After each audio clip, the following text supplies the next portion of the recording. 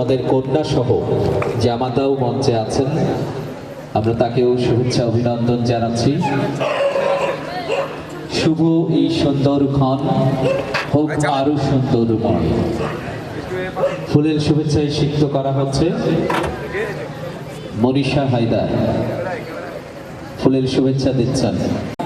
ছুঁয়ে বলি আমি তোমায় ভালোবাসি, আমি এই এলাকাকে ভালোবাসি, আমি সাহিত্য ধারাকে ভালোবাসি।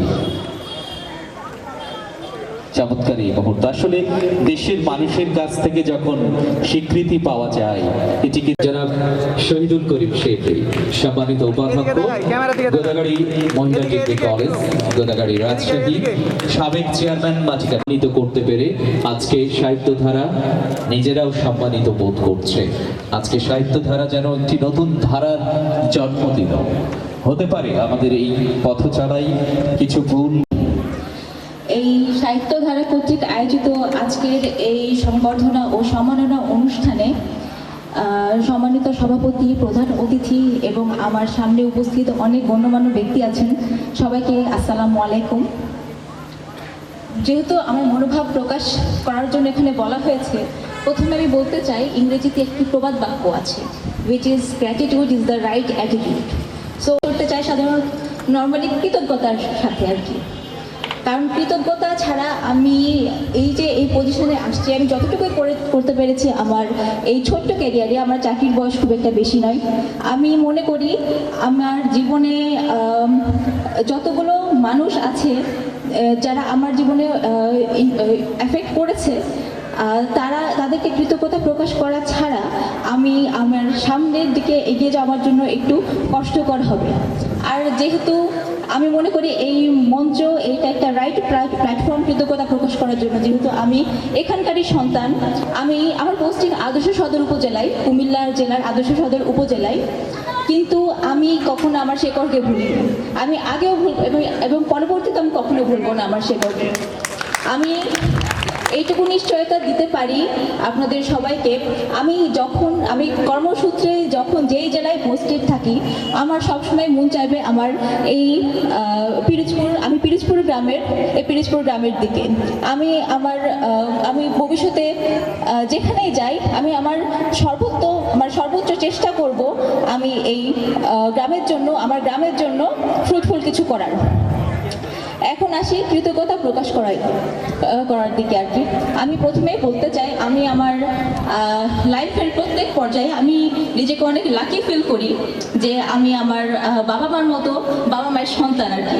আমি মনে করি সবাইকে আমার বাবা মার মতো বাবা মা পাওয়া উচিত, কারণ তাদের যে রকম গাইডলাইন আমি পেয়েছি। আমি একজন নারী প্রকৌশলী, আমি জানি আমাদের আশেপাশে নারী প্রকৌশলী খুব একটা দেখতে পাওয়া যায় না। এই অনুষ্ঠানে হয়তো আমি আরেকজন নারী প্রকৌশলী, আমাদের স্যার আছেন নূর নাহার স্যার, যিনি মোহনপুরের উপজেলা ইঞ্জিনিয়ার। আমি অত্যন্ত প্রাউড ফিল করি তার সাথে এই মঞ্চ শেয়ার করতে পেরে। এখন আমি আমার লাইফে যতটুকু অর্জন করেছি, আমি মনে করি I don't deserve it without their support, my parents support. আমি চাই আমার যে ছোট্ট যে সংবর্ধনাটুকু, এটা আমি আমার প্যারেন্টসের হাতে তুলে দিতে, কারণ আমার মনে করি আমার থেকেও বেশি আমার প্যারেন্টস এটা ডিজার্ভ করে। ইফ ইউ অ্যালাউ মি, আমি চাই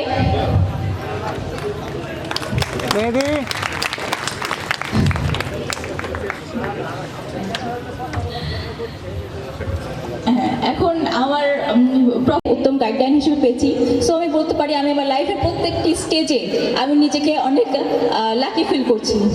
এখন আমাকে এই সংবর্ধনা দেওয়ার জন্য আমি ম্যানেজিং কমিটি থেকে শুরু করে সবাইকে আমি কৃতজ্ঞতা প্রকাশ করছি।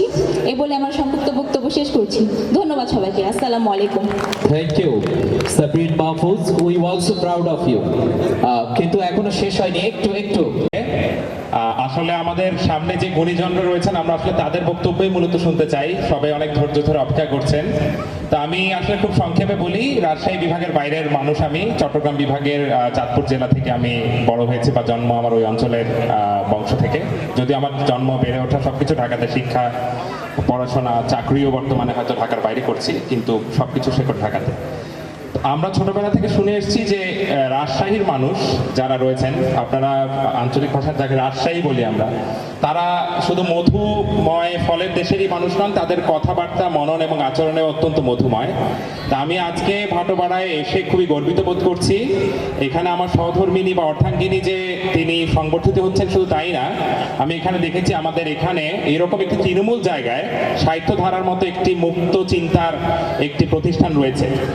আমি স্কুল, কলেজ, ইউনিভার্সিটিতে কালচারাল এবং ডিবেট কম্পিটিশনে আমি আমার যে শিক্ষা প্রতিষ্ঠানগুলো রয়েছে, Khilgaon government high school, Notre Dame college, BUET, আমি ওগুলোতে রিপ্রেজেন্ট করেছি।